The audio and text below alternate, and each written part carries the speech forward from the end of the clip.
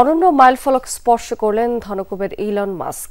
বিশ্বে প্রথম ব্যক্তি হিসেবে $1.5 ট্রিলিয়ন সম্পদের মালিক হয়েছেন মার্কিন এই ধনকুবের। দ্য ফোর্বস বিলিয়নিয়র ইন্ডেক্সের তথ্য অনুযায়ী তার সম্পদের পরিমাণ দাঁড়িয়েছে এখন $500.1 বিলিয়ন। নিজ প্রতিষ্ঠান টেসলা এবং স্পেস এক্সের শেয়ারের ঊর্ধ্বগতির কারণেই মূলত এই রেকর্ড গড়তে সক্ষম হয়েছেন তিনি।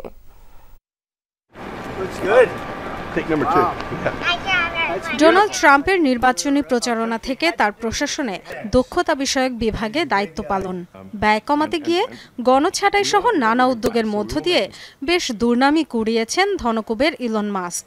সম্পর্কের অবনতিও হয়েছে মার্কিন প্রেসিডেন্টের সাথে।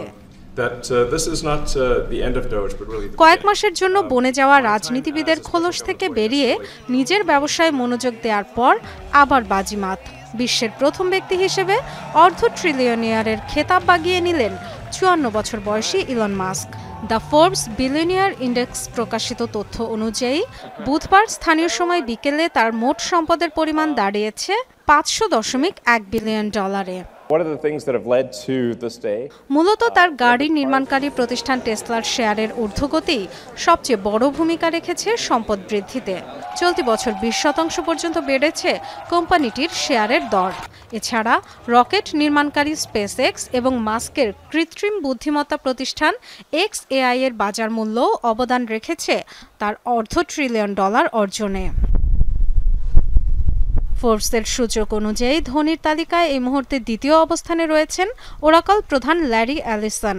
তার সম্পদের পরিমাণ $350.7 বিলিয়ন। গত মাসেই ওরাকলের শেয়ার মূল্য হঠাৎ 40% বেড়ে যাওয়ায় মাস্ককে পিছনে ফেলে দিয়েছিলেন এলিসন। $245.8 বিলিয়ন নিয়ে ধনীর তালিকায় তৃতীয় অবস্থানে মেটার সিইও মার্ক জাকারবার্গ। ডরথি তাস্ট্রিন, যমুনা নিউজ।